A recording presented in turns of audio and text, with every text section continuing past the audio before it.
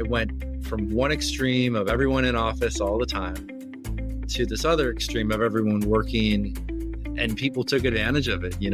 People in New York all of a sudden moved to Hawaii or Bali or Vietnam or wherever and tried to take their high salary and live really cheap. Who wouldn't want to just spend 2 or 3 minutes watching their future boss with the office in the background explain what the company is, what the role is all about? You get a feel for their personality, their style, all that stuff. We started to do that. When you don't know people and they're just on the other side of the world, it's easy to refer to them as like, yeah, we've got some low-cost resources in Mexico. But when you remember that these are all people with their own lives and motivations and personalities and styles, and you treat them like people instead of low-cost resources, just that mindset shift, and it changes the game. Welcome to The Business Game, a podcast that moves the needle. Hey guys, before we jump into today's episode, we just wanted to take a really quick moment to thank one of our sponsors, Tala Offshore. For any businesses wanting to maximize their return on new hires, Tala offers seamless access to top-tier Filipino talent who are real employees hand-selected by the Tala team, slashing your staffing costs by up to 60% with onboarding in under a week.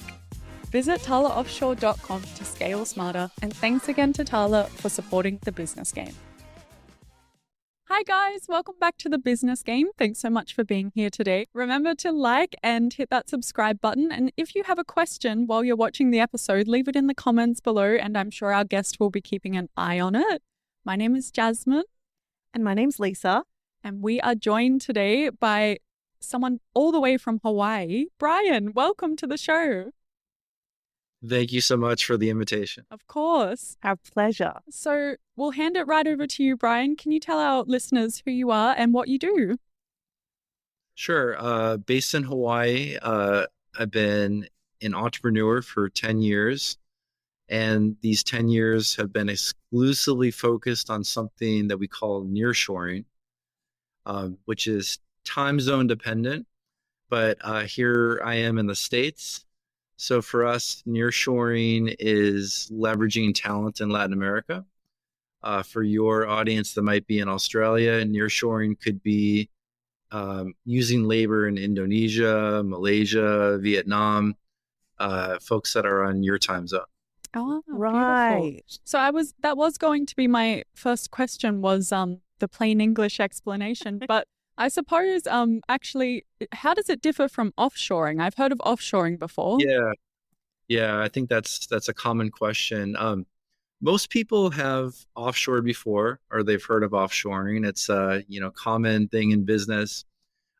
Even going back to say 1998, 99, 2000, when books started coming out, Thomas Friedman wrote "The World is Flat," and it fundamentally changed how work was done.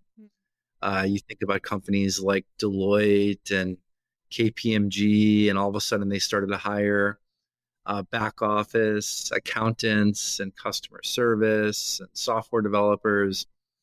And that's been going on for 25, 30 years. So it's a very mature part of business. And generally, if you talk to anybody who's senior in their career, if you ask them if they've offshored, there's a very good probability that they've offshored before. What we started to see was a couple trends in the last couple of years. So offshoring's gone on forever.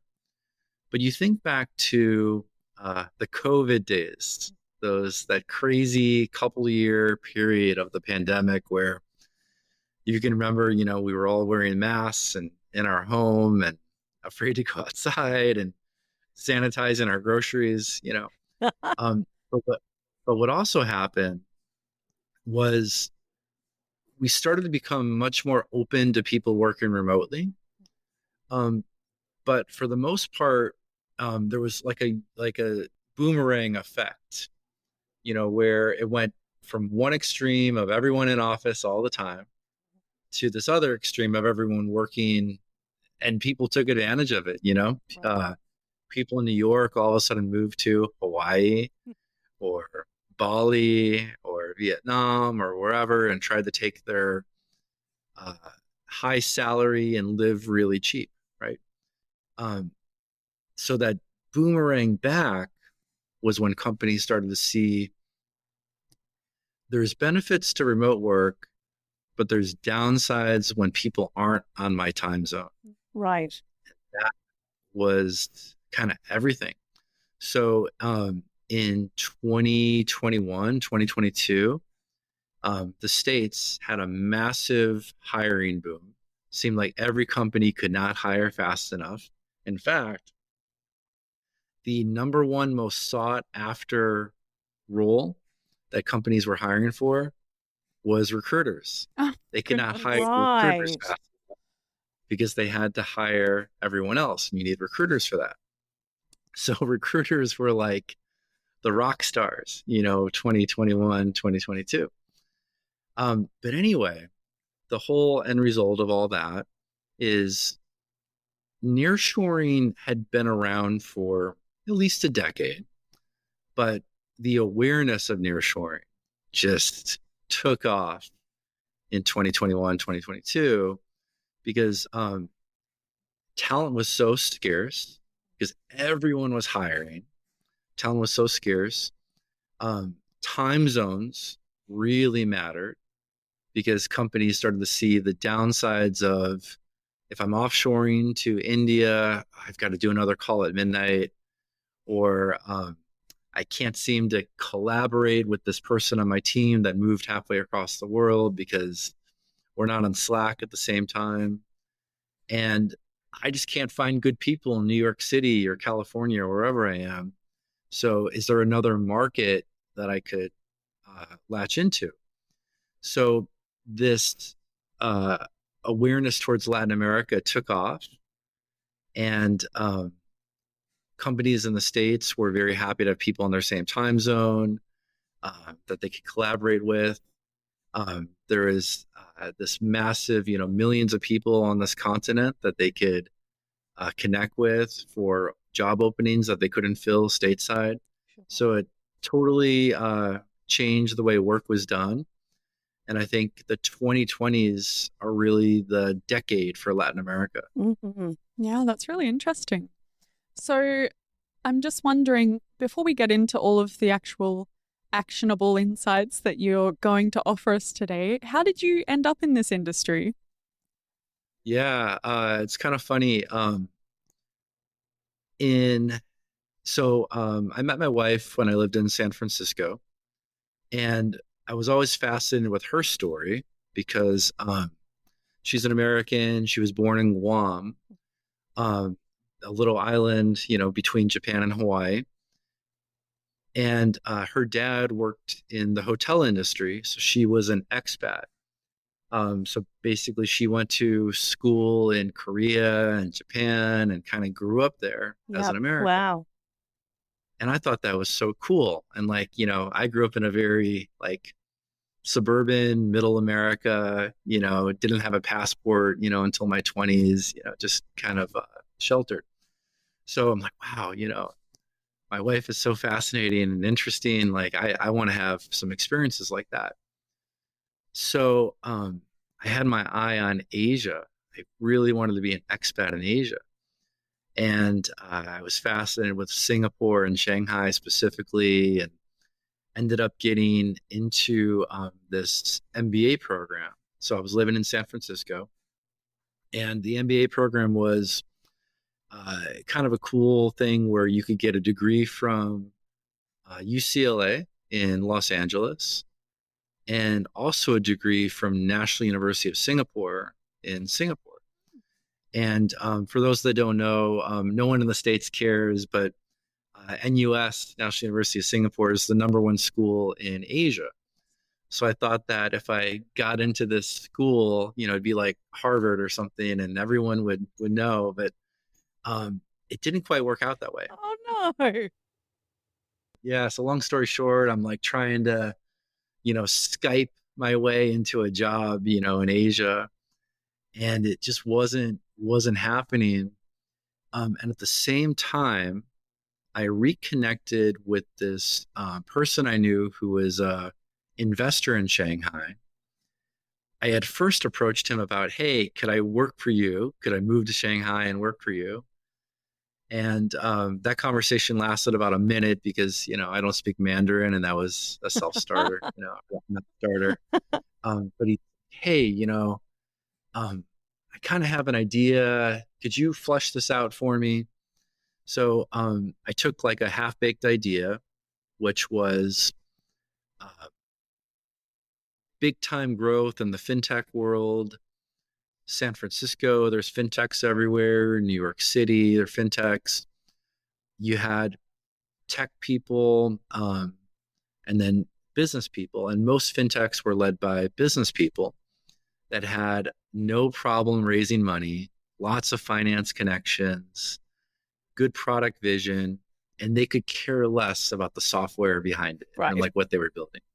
Yeah. So, hey, maybe there's something here. So, um, ended up working on this whole business plan for this investor.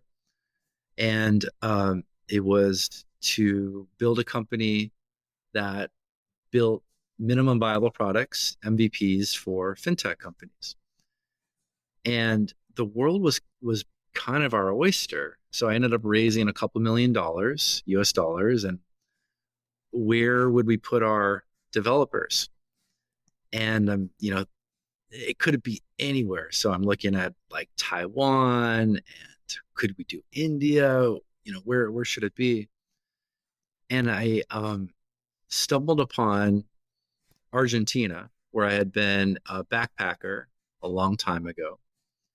And I remember I had a really good experience there. And I thought, this could be kind of interesting. So I looked more into it and came home one day, officially raised the money.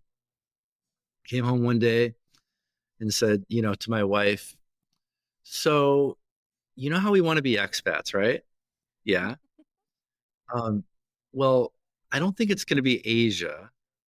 What do you think about moving to Argentina? Just a minor And pivot. Yeah. yeah, just a minor pivot, just a little bit, only the other side of the world and about as different as you could get from a place like Singapore, um, in every measurable category. Right.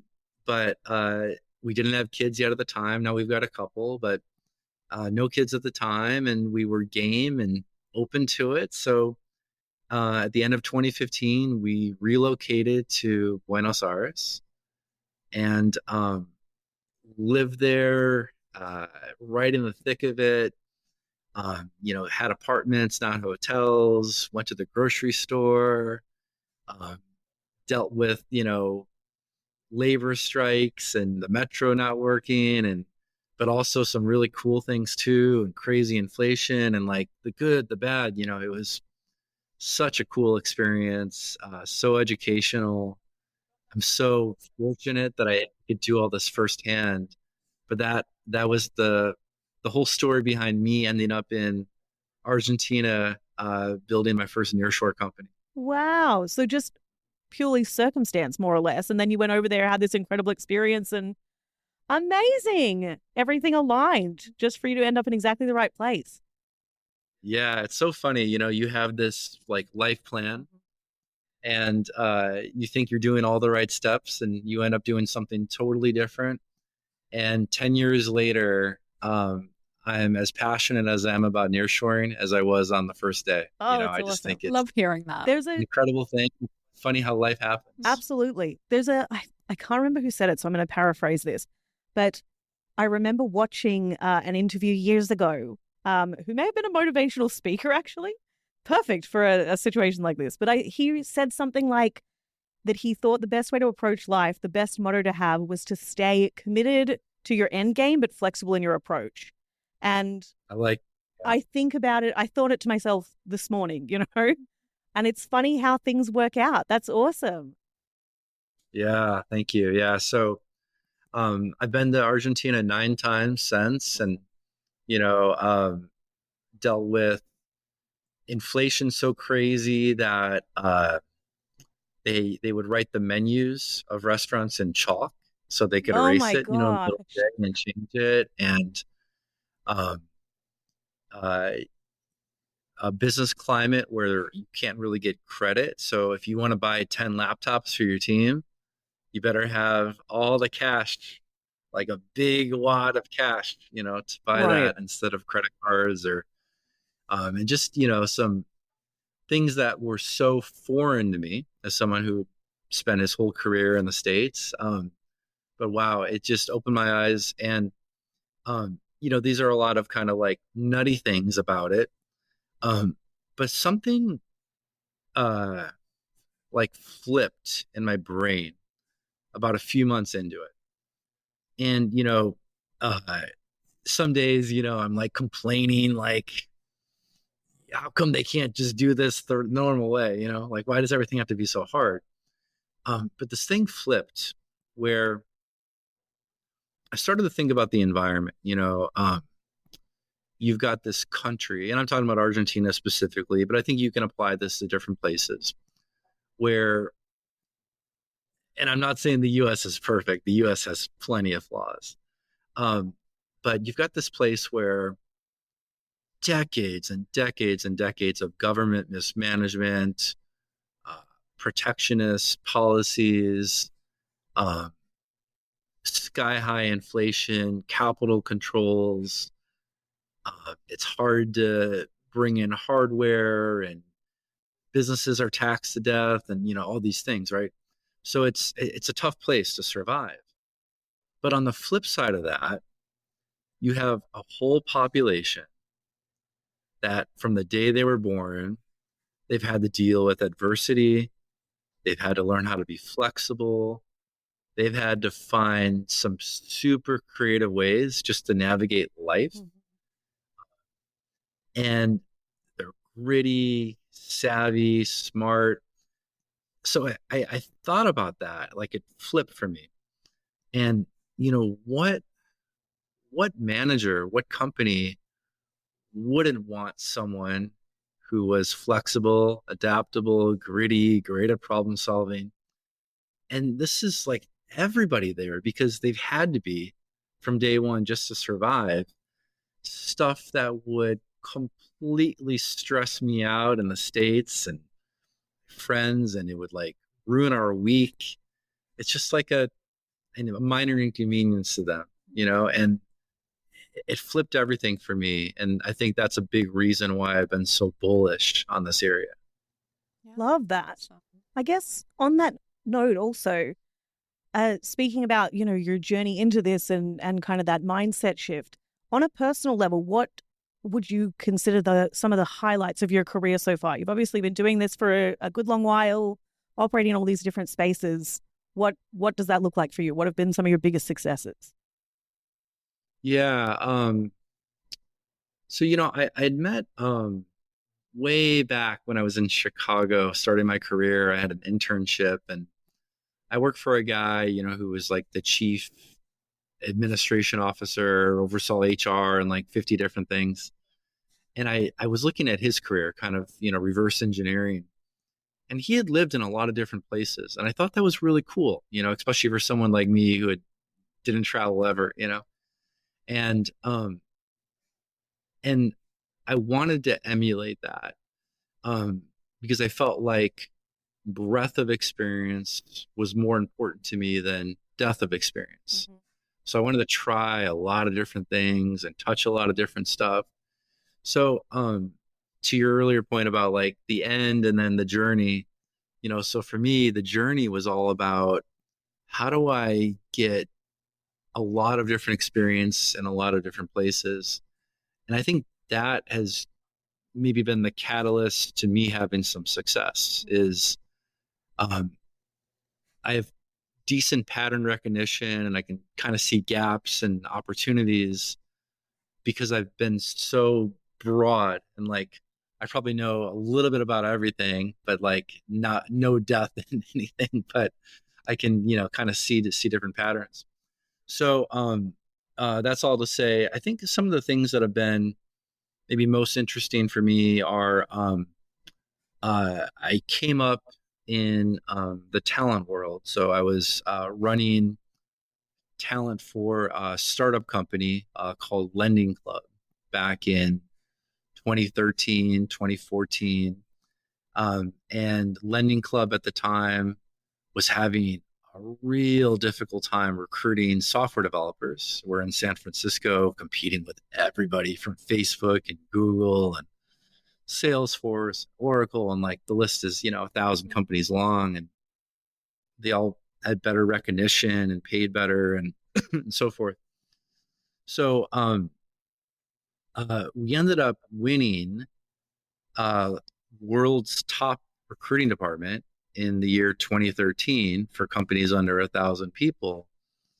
And I think I attributed that to a couple things that we did that nobody else was doing. It's kind of common today with the rise of video and YouTube. But in 2012, 2013, we were like one of the first companies to do video job descriptions. Mm. And there was like a light bulb that went off for me where I remember showing my wife an example of a video job description. And we were watching this, and it's super authentic. It's not like, there's not like fireworks and it's mass produced. It's like produced by some marketing expert, super authentic. So there was this startup that we were watching that had a video job description. They were like the only other company I'd seen do this. And it taught me a lot. It was kind of like what you'd expect some early stage San Francisco tech startup to look like. There's like 8 guys, no women. They're wearing like their hoodie sweatshirts. There's like exposed duck and brick in the office. Oh, yes. A foosball table. That's almost just a stock photo at this point. Yeah. And like some guy, like one of the engineers in the background on a skateboard in the office. So, and the CEO is trying to explain what his company does. So, I'm like telling my wife, like, you got to watch this, like, see, like, isn't this cool? She's like, oh my God, I would never work there. And this light bulb went off though for me, because imagine if it was just like a text job description, maybe she'd apply. Right. But who wouldn't want to just spend 2 or 3 minutes watching their future boss with the office in the background explain what the company is, what the role is all about? You get a feel for their personality, their style, all that stuff. And we started to do that, with Lending Club. We had video job descriptions. And then I also noticed a trend where the engineering there, it was kind of the opposite of that company I just talked about. Most of the engineers were, in their 40s. They had families and they were senior. So when you get to a certain phase of your life, there are different priorities that you care about. You want to be done with work at 5 p.m. and hop on the train and get home to your family. You don't want to stay there till 9 o'clock having pizza and playing video games and, screwing around. But plenty of companies did want that. Plenty of companies had a culture of, let's whiteboard, 15 different ways to solve this thing and take breaks between playing FIFA on video games, eating a bunch of candy. Lending Club was more mature and serious. And so we ended up going to subway stations, like way out in the suburbs, a good hour away from the office, where people in their 40s with families probably lived. And we had these like little flyers all about, work-life balance, finish up at 5, competitive benefits, and hard problems, but things that would like appeal to that age group. So that was a huge success. Like instead of sitting in front of our computer all day, sending LinkedIn messages. We waited at the train station, and we had this like giant puzzle that people could like stop and look at and try to solve, and it created a buzz. And so anyway, I think a reason for success that year and for being recognized is we saw gaps and we tried to do things that nobody else was doing. And I'm really proud of that team that we had. And then just from a macro standpoint, as an entrepreneur, all three nearshore companies that I've had, they all still exist, and they all started at zero revenue and grew to over 4 million in revenue. And that's not very common. I think that people can do that. So I owe a lot to other people for doing that. But I think that's something I'm really, really proud of. Absolutely. And congratulations. It's so cool as well to watch this sort of trajectory of your career, finding these gaps and having these innovative ideas and then going out after them. What if we try this, and seeing that it works and then moving on to the next step. It's really inspiring. That's awesome. Thank you. Yeah. Could you walk us through some of the actual like hard KPIs that you're using as you're building these companies to hit that sort of 4 million mark? Yeah. I always tell my team, you've got to be effective before you're efficient. I probably say this like 50 times a day. Because the instinct is to come up with like percentages, like we grew 200% or our open rate, is 40% or whatever. And, or like our ratio is X. None of that matters until you've hit some sort of statistically significant raw number. So I don't really care at all about percentages or anything, in the early stages. I only care about like hard raw numbers. What I tend to look at, it's not anything like earth shattering. I look at top line revenue. I look at gross profit, which you can derive gross profit margin percentage. I look at EBIT. That's a shorter version of EBITDA, but in a professional services company, you're not really amortizing or depreciating. So it's just, a simple EBIT. That really gives me what I need to know. And if you take that, one step lower, you can look at each function, should have different KPIs. So for sales, when you're early going, again, I don't think I'm saying anything profound here, but I think client meetings are really important because it sets the behavior. You want to talk to a lot of prospects. And I'll paraphrase what I've heard before is nobody's ever done something in business that didn't start from a relationship. Right. So you just have to shake a lot of hands to make some deals happen. And I remember, my very first entrepreneurship company I had, even before Lending Club, I just did like a year. It's like 10 o'clock on a Thursday night, and I'm like tweaking the website copy and thinking like, what if I put a comma there? All of a sudden I'm going to get all this, all these people, pounding on the door to do business with me. But then I realized like, you don't really have a business if you don't have a customer. Right. So get out of this, like, should I do an LLC or, an S Corp, or should I use WordPress or Wix for my website? Who cares? Get a customer. So that's what I tell our salespeople. You got to meet people, get out there, relationships, and then the business happens after that. And then on the recruiting side, we're looking at things like, I think the biggest metric for me is on-site interviews. So how many candidates can you get to an on-site interview stage? And then the on-site interview to offer extends. And there's things that um, can be nuances at the extremes, the outer edges of that, like total number of candidates you're screening or submittals. But if you're getting people to the on-site interview, it means your quality is pretty good. And if you're getting people to extend offers, that's also a really good metric. And then, offer extend versus offer accept. I think it can tell you something, if you're making strong offers and you're moving fast enough and all that.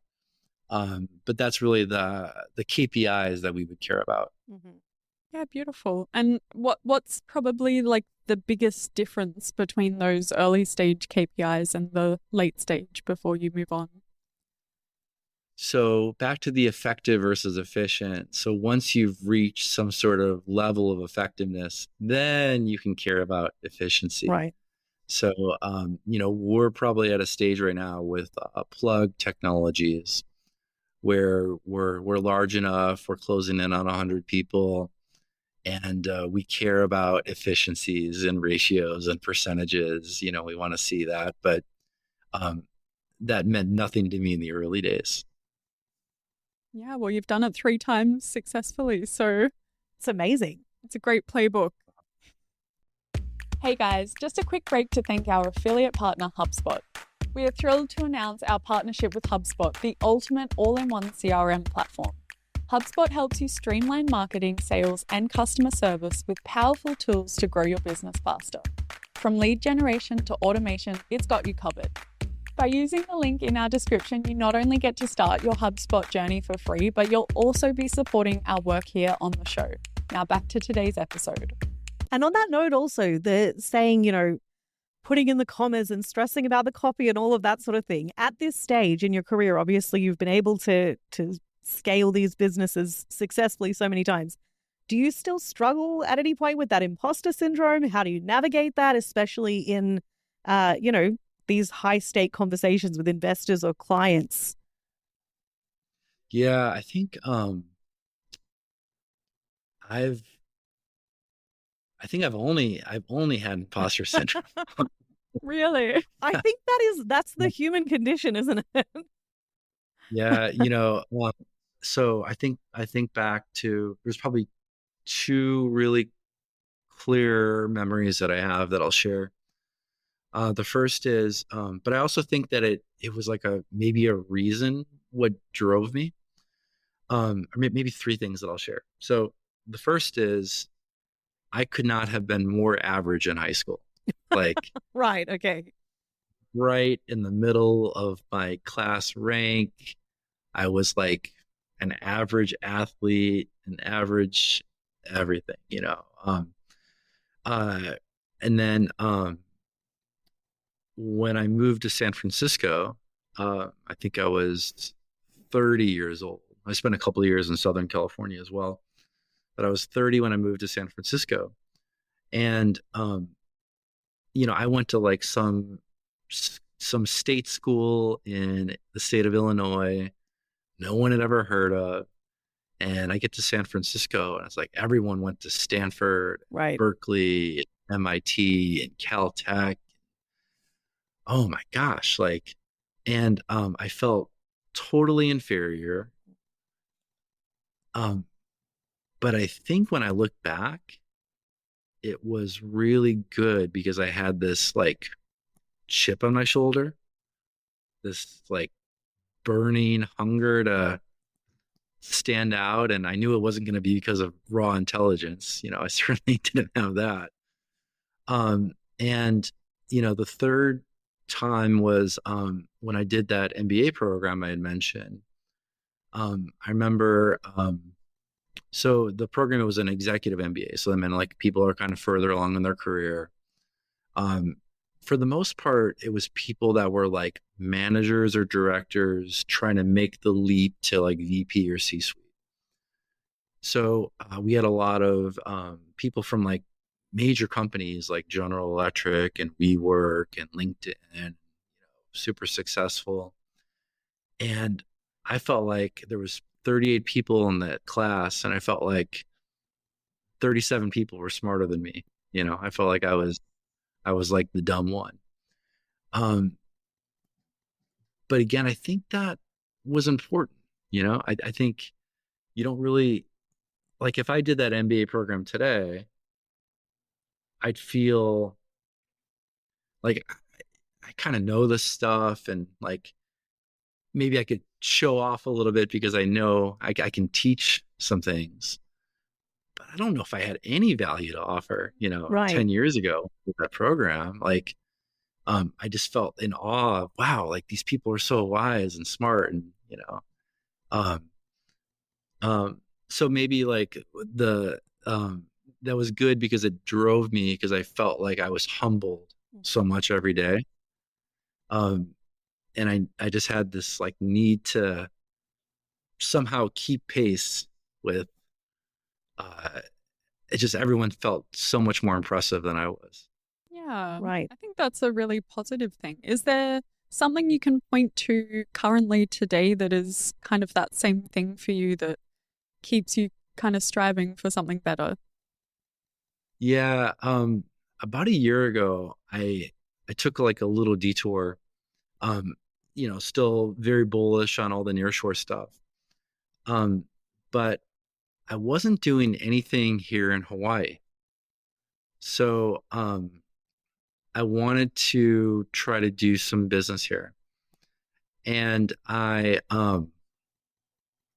since in the last year, I've, bought, stakes in what we call home services. So you think about like cleaning, or your plumber, or, locksmith, people like that. So I bought stakes in two of these small businesses, and it's a whole new world for me. Awesome. Like, I don't know anything about this stuff, and my value add is, I can bring some capital and some business sense, and how to professionalize this world. But I'm also totally out of my element and league, in like the real know-how and specificity of that particular domain. Yeah, awesome. That's something that Jazz talks about a lot, actually, wanting to not always to put herself in positions where you're not the smartest person in the room, that there is something. I think that's where a lot of the growth happens. It's really cool that you sort of still chase that in different areas of your business. Yeah, I think it's fun too. I think it's fun to learn. Again, my personality, I'm never going to be the domain expert on anything, but it's really fun to learn and just have different problem sets. Hmm. Like, oh, our locksmith company needs to get more leads, which is wildly different from like B2B sales, and trying to sell like a 5-person team of software developers from Argentina. It's a totally different problem set, and then I think that's really fun for me. Awesome. That's great. So, I guess getting into the technical operations of it all, how do you source and vet your talent in Argentina? What's the process? Yeah. So the first business that I had, it was much more technical. We had our own technical staff, directors, lead software developers, architects, all that. And there's pros and cons around that. But the cons led me to how we do it today. So when you talk to engineering companies, that are hiring software developers, they might ask you like, well, the same question you just asked me, Jazmyn, how do you vet people, and um, so we used to do that all the time, with that first company. And I noticed, although we could technically vet people, if you put 10 engineering leaders in a room together from different companies, and you ask them to vet an engineer, you'll get 10 wildly different opinions. Right. And nobody talks about that. Um, they just think like a good engineer is a good engineer is a good engineer. And it couldn't be further from the truth when you get to the brass tacks of it, because everyone interviews differently. They bring different biases. They bring their past, baggage to how they hire, or they don't know how to interview very well or whatever. So there's really not a whole lot of value to be derived from our own technical people um, vetting an engineer for you, because we might think completely different. Sure. So I scrapped that when we started Plugg and decided to make it, your hiring bar. That's all we care about. We're going to learn your hiring bar. We're going to customize our search entirely for you. And we're not even going to have engineers vet. It's pure recruiters. You tell us exactly what to look for. We'll ask the questions in a way that we can gather useful information. But in the end, you, client, need to technically vet them, because you're the only one who can vet them the way that you want to technically vet them. And do you have a predetermined pool of employees or staff that you're offering, or what does that look like for you? Are you hiring new every time? Yeah. So what you're referring to is commonly referred to as having a bench. Mm-hmm. So that might mean, like, let's say we've got 80 people, which is, close to where Plugg is. And 5 people, their projects wrap up in August, normal for professional services. Would we take those 5 and try to push them on someone else? And I'm so glad you brought that up, because that was another thing that I wanted to move away from, because I learned it the hard way from my first company. So the pro of that is like, hey, these are known entity people, we know them, we know their work style and if they're good and all that. But the downside of that is you're really looking out for your own interests more than the client's interest, if you think deeply about that. Because that person could be an okay fit for the client, and they're kind of like a hot potato for you, because they're costing you money that you can't bill out. So you're like, please, take my software developer that is just burning a hole through my budget right now, and you can cover their cost. I think it's so much better to project wraps up, engineer wraps up. We would love to try to find another project for you, but we have to be client first, always. So whatever that client wants. Now, maybe serendipity happens and we happen to find a new client that perfectly matches with an engineer that just wrapped up, but it's kind of rare. I think it's better to start fresh and bring a custom search and get the client exactly what they want, rather than try to, this sounds poor, but peddle somebody else's candidate, right? Sure. So is the loss of ROI, I guess, like, it seems that you're more profitable just sort of letting them go, and the cost of training new recruits or vetting them isn't outweighing that? Yeah, so there's really not a different countries have different labor laws, but we're transparent. For the most part, we are focused on senior talent, and senior talent in Latin America is different from junior talent. And I don't just mean from seniority. They're different in what they want. Junior level talent tends to want hands-on mentorship, lots of training, great benefits, and a reasonable salary. Senior level people want challenging projects and money. Right. They don't care about the benefits. They don't care about mentorship. They don't care about some of the other things. So as a result, they're more often than not opting in for like a contractor relationship than an employee relationship. So they're making a trade. They're trading stability in exchange for higher cash compensation and interesting projects. So when the project wraps up, they know in advance, and they know that's the trade that they made. So everybody's on the same side of the expectations. There's no surprises. So the cost of having somebody wind off a project is pretty negligible.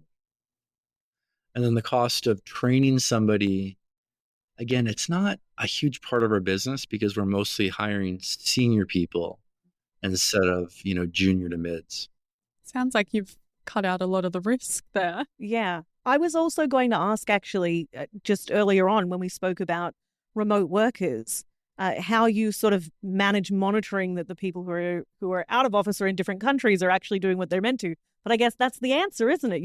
You've already kind of mitigated that risk. You've got people who really want to be there, who are senior level, who know what they're doing and who are committed to the project and getting it done.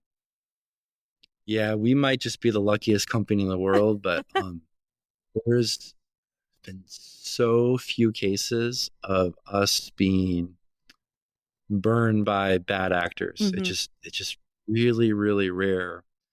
But I think there's also something about Latin America, where, this is kind of a silly story, and maybe this will hit my point. But right before I was an entrepreneur and nearshoring, I was executive team / running a bunch of departments at this mid-stage startup in San Francisco. And we were going through a little bit of a tough time. We were, in the startup financing world, it's sequential. So Series A, and then you raise your B round and then your C round. So we were a B stage startup raising our C round, and you could kind of tell, like, we haven't raised money in a while. Do we have enough money in the bank? It kind of seems like, is this business gonna last? And we were probably a few months from running out of money. So we had to lay off about a dozen staff, and it was really rough, really sad. In my role, I'm the one kind of driving all that. So it was, we got to work, on a Monday morning. It's kind of somber in the office in San Francisco. And then, we kind of had some like entitled, bratty team members that are like, what happened to the hummus? Did you guys, and the kombucha? There's no hummus and kombucha in the fridge, These are important issues. This is very San Francisco also. Yeah. I'm like, guys, like 12 people's jobs were lost, So it couldn't be more different in Latin America. You just have like no entitlement, pure gratitude, hardworking, thankful. I don't take any of this for granted type of personality. And I think that is something we really appreciate. Amazing. And what about specific software or tools that you use between clients and staff to kind of connect everybody? What does that look like for you? Yeah, I think a lot of the stuff that your audience probably is familiar with, Slack for a lot of the quick communication, Google Drive and Google Apps. We like Monday.com quite a bit, for project management and uploading files and, kind of tracking stuff like that. So, a lot of the basics. Yeah, cool. I'm always just wondering if someone has a golden bullet that I haven't heard of yet. I want to be the first to know about it. Yeah, tell me if you find anything. Yeah, we'll let you know. You'll have to keep watching the show. I will. Okay. So for remote staff doing the work that they're meant to be doing, and you've problem solved that with kind of just the demographic that you're hiring, what sort of metric are your clients coming to you to check in on, or do you hand over Mhm. sort of 100%? Yeah.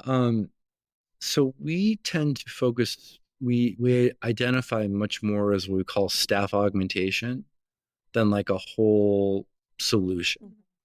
So companies that kind of own the end-to-end solution, they're usually owning some sort of deliverable or KPI. Like we will build the software for $250,000 and have it done in 3 months, right?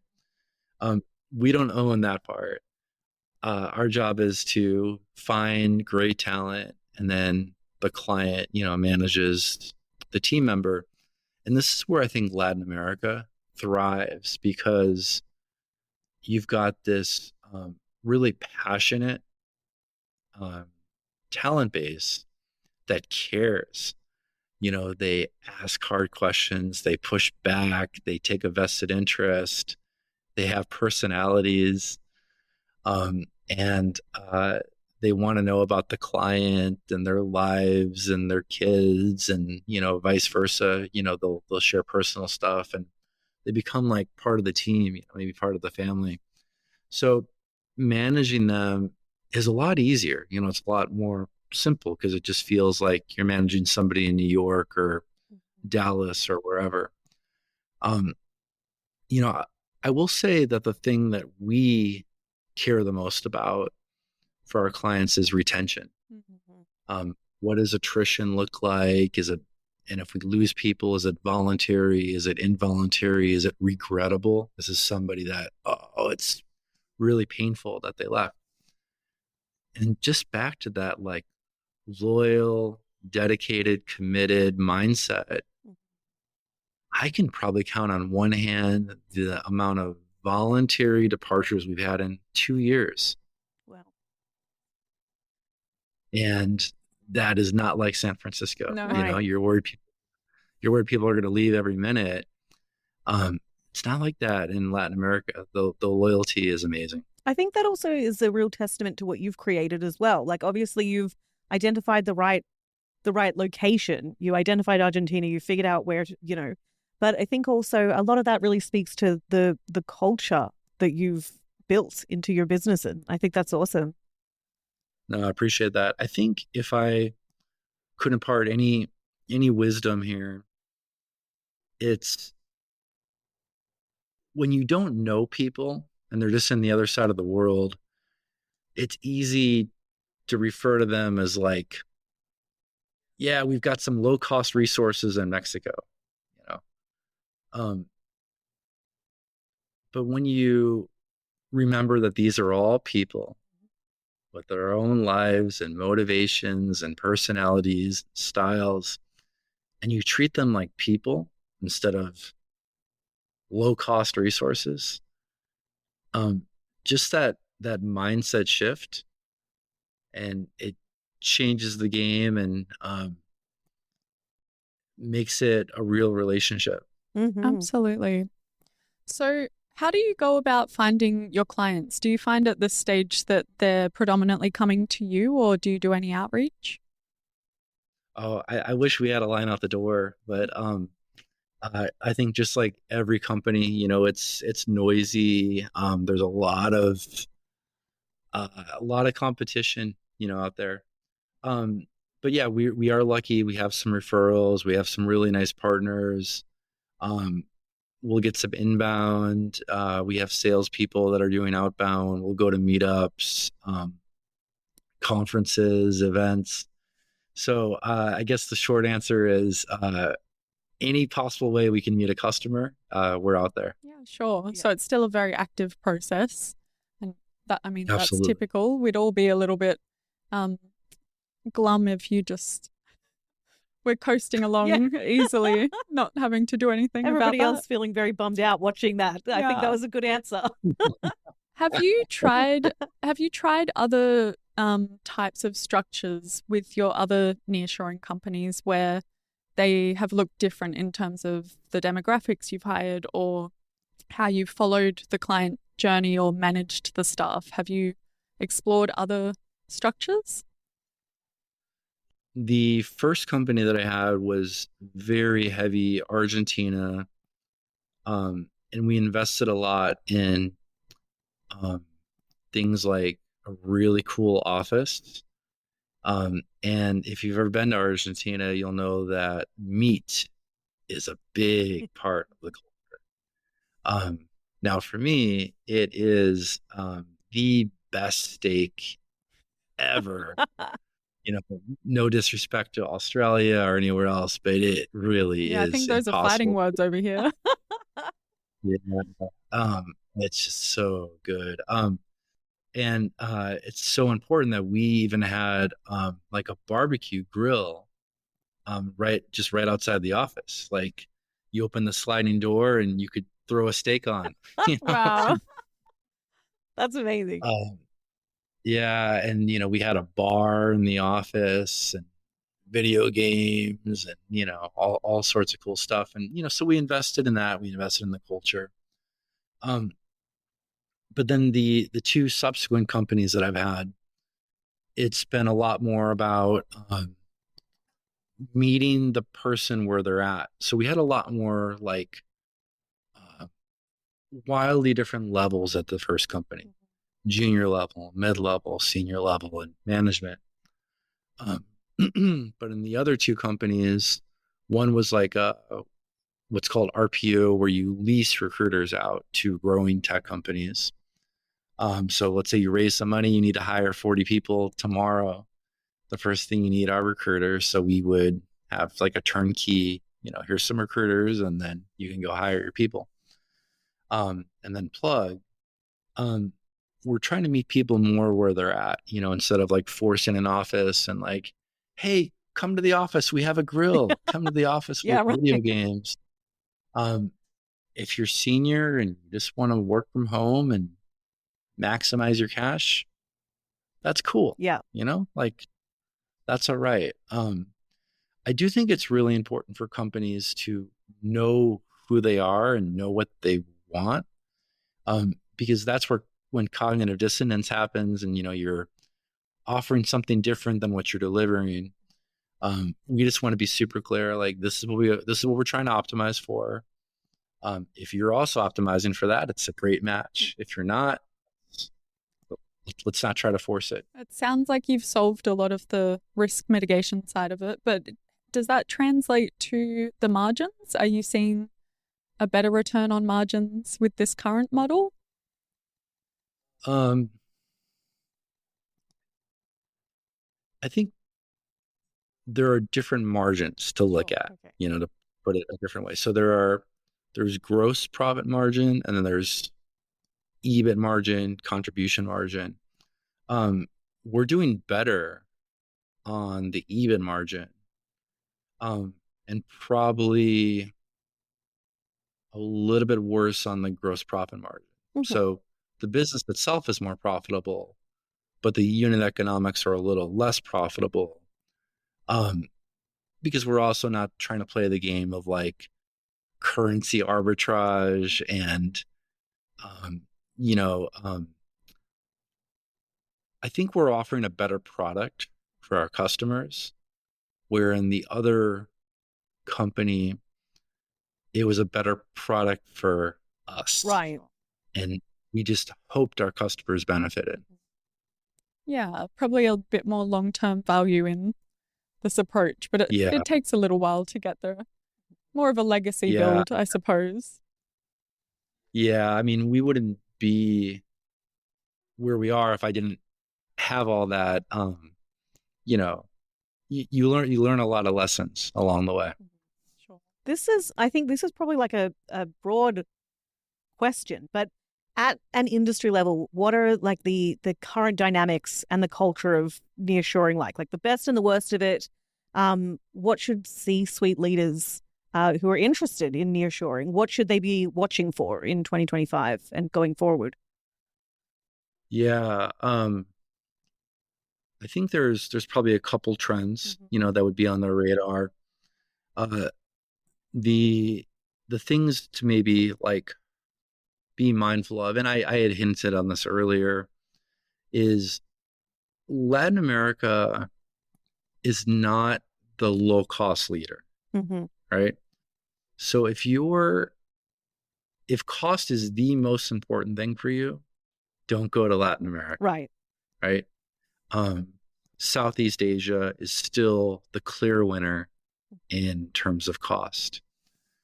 Um, and to the other point I made earlier about like low cost resources versus real people, Latin America is making a statement as a place to find talented people that can solve ambiguous problems. Um, so you have to build that into your budget, like you're paying for that value. But I think there's an arbitrage opportunity, as a pro is you're always trying to balance like marginal cost versus marginal benefit.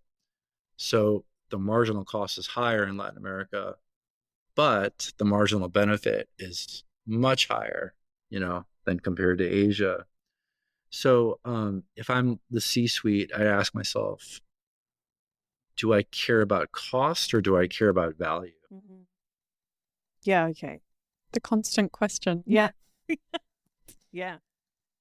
What would be a really great green flag for someone picking up with a nearshoring company?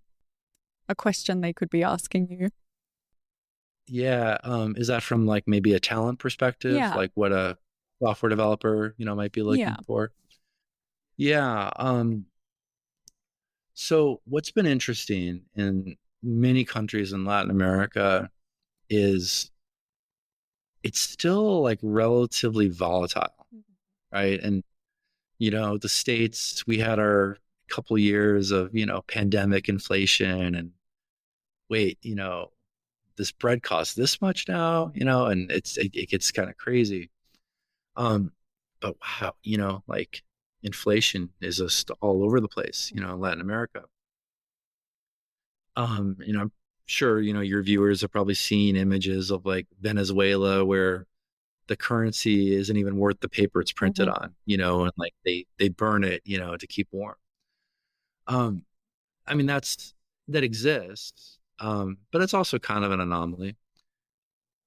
But I think to the point maybe your question is asking is, what should talent in Latin America look for in a nearshoring company? And if I were them, I'd first decide like, where am I in my career? Do I need mentorship?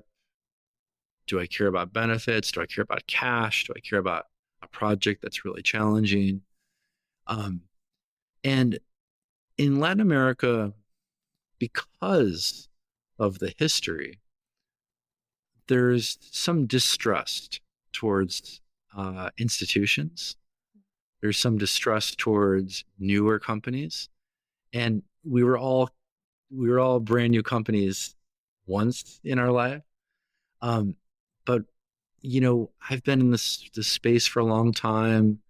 Um, I think this is maybe something that Plugg is able to offer to stand out is long track record. I've gone through all the craziness, gone through all the chaos. We're a trusted brand. We're a trusted company. We pay on time. We're not going to run out of money. We're not going to, leave you hanging in a lurch, non-paid. We work with companies that are great, and there's a lot of trust factor there. So I think if you're senior in your career, you're going to look for a company like Plugg. And why you might choose Plugg is because you're also trying to mitigate risk. You want a trusted company that has a good reputation. Yeah, Right. Great answer. So we have a little segment that we like to throw on guests at the end here. We're wrapping up now, which is our rapid fire questions. So just really quick answers off the top of your head. And Lisa, I was going to say in 5 words or less, but I just made that rule. Is that no? Okay, you can use as many words as you want. That will be tough. Okay, if I were no, it doesn't have to be 5 words. Right. Don't worry. Yeah. Okay, so our rapid fire questions. What is keeping you up at night right now? In business, you want to know what the rules of the game are, and then you can go to work. And when the rules aren't clear, it's hard to build anything beyond a 3 or 4 month plan. So, love them or hate them, Trump, it is not clear what the rules of the game are right now. So that probably keeps me up at night. That is very fair. Yeah. Tariffs, yeah. Yeah. Good. What did you have to sacrifice to achieve your success? Yeah, I mean, just to be brutally candid, 2017 was a rough year, because we were trying to get our family started, and I was traveling all the time.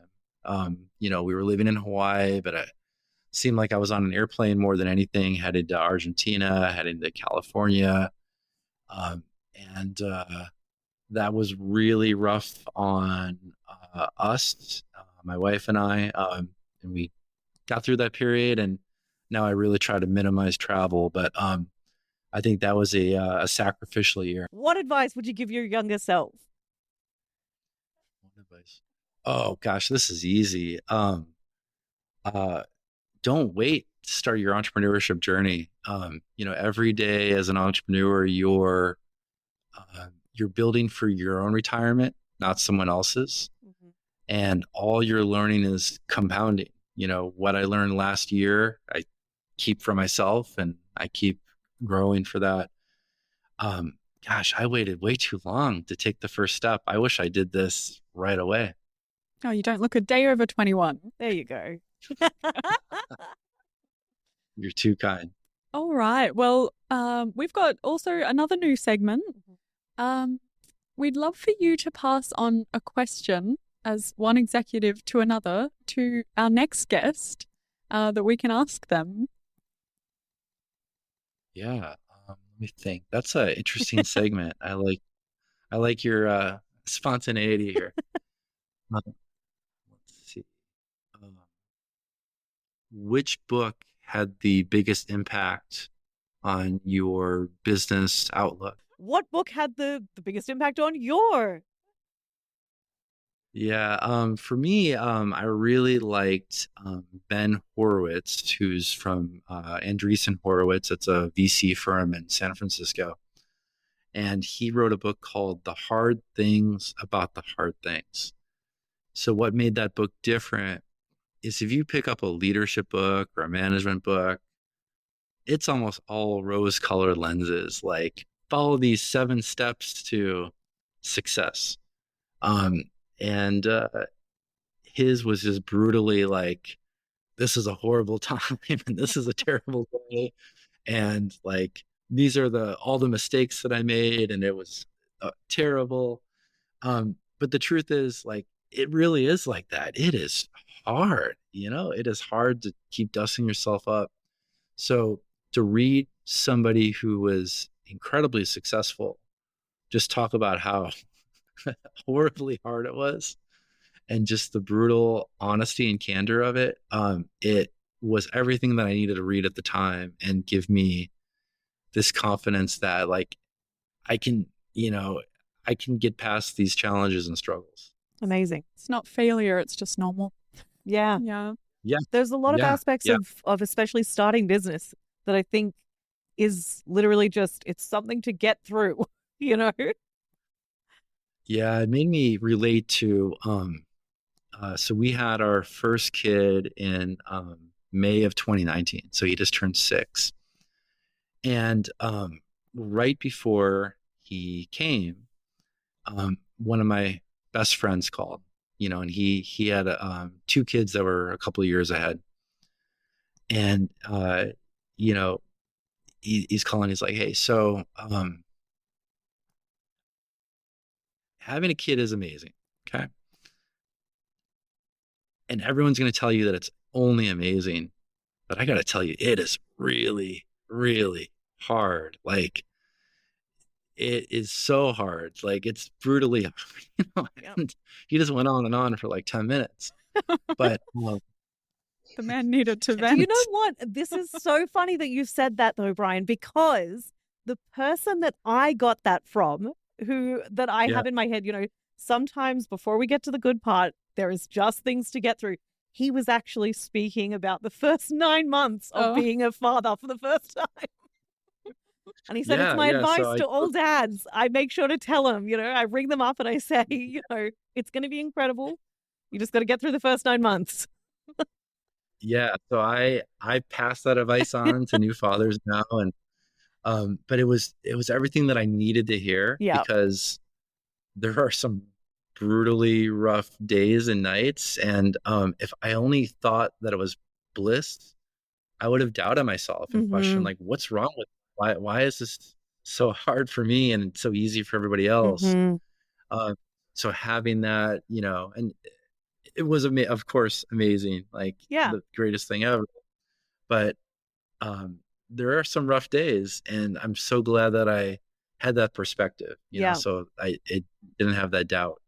Yeah, I love that. That's beautiful. My book collection is growing rapidly since starting hosting on this show. So thank you for another recommendation. So we are out of time, Brian. It's gone so fast. But thank you so much for joining us today. And for our listeners, could you give us an idea of where to find you and to see what you do? Yeah, absolutely. Best way to find us is Plugg. That's Plugg Technologies, and the website is plugg.tech, TECH, plugg.tech. Gorgeous. Amazing. Alrighty, and we will have links for everything down below. Thank you so much, all the way from Hawaii. We'll talk again soon, I'm sure. Thank you so much for joining us, Brian. Nice to meet you. My pleasure. Thank you so much. Thank you. To help support our continued mission to provide free, best-in-class advice from the world's most compelling business leaders, make sure you hit that subscribe button and ring that bell so you never miss an episode. See you next Thursday. Thanks for tuning into The Business Game. If you like what you've heard, make sure to subscribe on YouTube and follow us on TikTok, Instagram, Facebook, and LinkedIn to stay connected. A big thank you to our major sponsor, Tala, for powering today's episode. Join us again on the next episode of The Business Game, a podcast that moves the needle.